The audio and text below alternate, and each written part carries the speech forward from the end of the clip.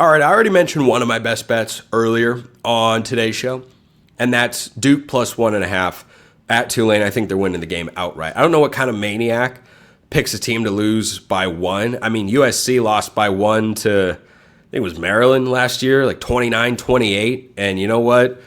If you somehow hit a live line of plus 1.5, props to you. These odds provided by our friends at FanDuel, by the way. So Duke plus 1.5 is in there. My four other games that I very much like, and then I'll give you my Oregon pick as well because I hand that out every week over at Locked On Ducks.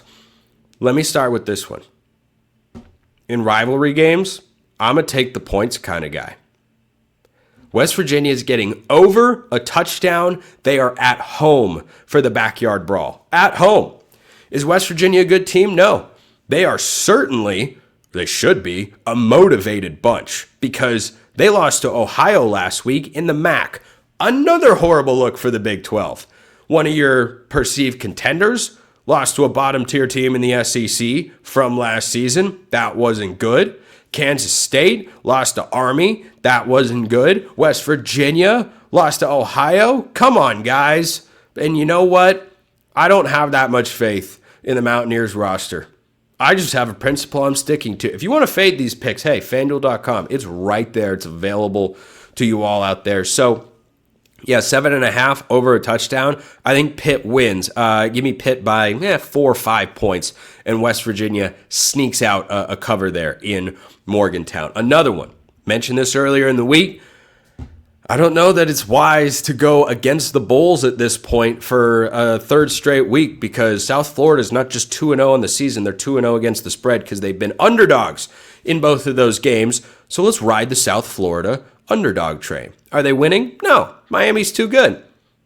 But you know what? I like Dono's score prediction from earlier this week. It was like 31-17. I think Miami wins. I don't think this ever gets super uncomfortable. I think Miami fans in the back of their minds have that thought, is Mario going to blow this again at some point?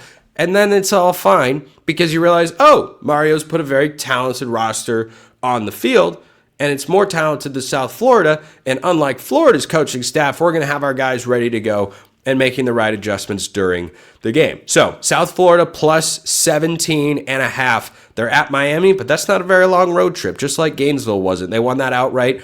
I don't think they do that again. Not that I thought they were doing it last week, just throwing it out there. So next one, get this before the Friday night games roll along. Houston is down to a 3.5-point favorite as I'm recording this show against Colorado, who are changing quarterbacks, who haven't looked all that impressive, particularly on defense. Houston is at home. I think they win 31-14. I think this is my favorite pick of the week. If you only wanted to pick one game to elect to ride with me on for my best bets of the week, I would absolutely take Houston minus 3.5 against Colorado. Look, Connor Wegman hasn't yet been lighting the world on fire. He might have an opportunity this week. The Colorado defense just straight up has not been good. I think Robert Livingston's a pretty good defense coordinator. Maybe he's just lacking the personnel on that side of the ball. But they have not been good enough. Houston will run the ball.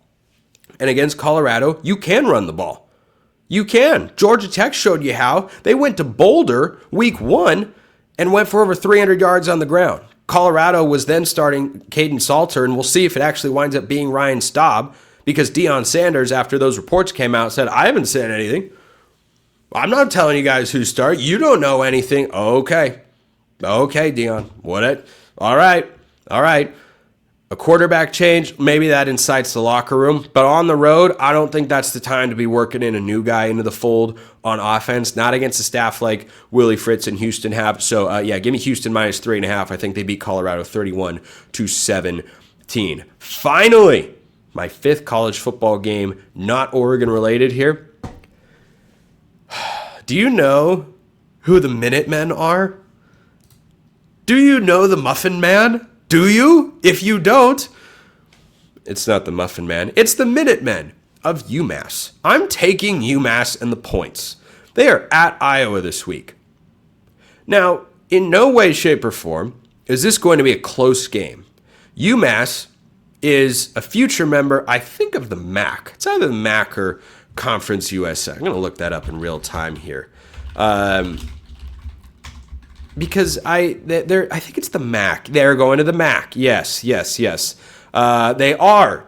I think they are now a member of the MAC, maybe, possibly. Yeah, it says effective date July 1st, 2025. It's hard to keep up with and whatnot. But anyway, UMass has been a really bad football program for the last several years. Hopefully joining a conference puts them on a more upward trajectory for the sake of the Minutemen faithful back there on the East Coast. They're getting 34.5 points at Iowa. In no way, shape, or form do I think UMass is actually threatening Iowa. In fact, I don't even think UMass is going to score a single point in this game. I don't. I think they're going to get shut out at Kinnick Stadium. How in the world am I supposed to think Iowa, against literally anybody, can score 34.5 points, over 34.5 points? I can't. Give me Iowa 26-0 in a shutout here. I think the Hawkeyes are still inept throwing the ball. My evidence is that Mark Gronowski yet to hit 100 yards passing. Their first game of the year was against Albany. He had 44 yards passing. Iowa's going to win. Their defense is going to dominate. I'm not trying to argue something else here. I am trying to say that betting on Iowa's offense to score over 30 points, I don't know why in the world you would do that. So just to recap before I close with my Oregon pick and thinking here. Houston minus 3.5 is my favorite bet of the week, followed by UMass plus 34.5. I like West Virginia plus 7.5, South Florida plus 17.5, and Duke plus 1.5. Those are my 5 bets of the week. I am right at an even 500 mark against the spread so far this year. We're looking for a big week. A nice 4-1 to give a little cushion away from that 50% number. That would be welcome. My bonus pick, if you will, that I give a score prediction every week over on Locked On Ducks. Oregon minus 27.5. Even if you have to take this at 28.5, I think you're going to be okay. I really do. Northwestern doesn't feel like a program with a lot of momentum. Oregon looks like a well-oiled machine. The Ducks offense is further ahead than I thought they would be at this point. They're way further ahead than I thought they would be. Dante Moore is throwing the ball to every receiver that is on the roster, which unfortunately no longer includes Jurion Dickey, but Oregon still has a lot of talented former blue chip prospects in that room. They're not short on receiving talent, plus they might have the best tight end in all of college football in Kenyon Sadiq.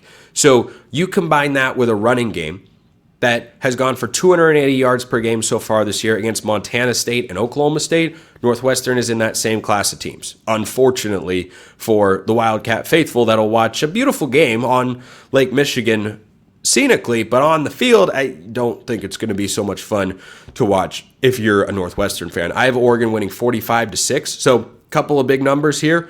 Oregon, I'll swallow 27.5, 28.5, anything under 30.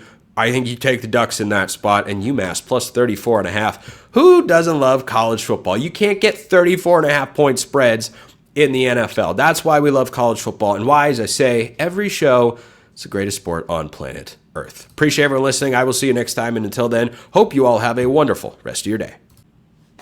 And who would want that? Who would want that? Certainly, I've never gotten a comment like that before. For those listening, I sarcastically exaggerated a wink. I got my best bets. I'm at 500 on the year, but we're getting over 500 this week.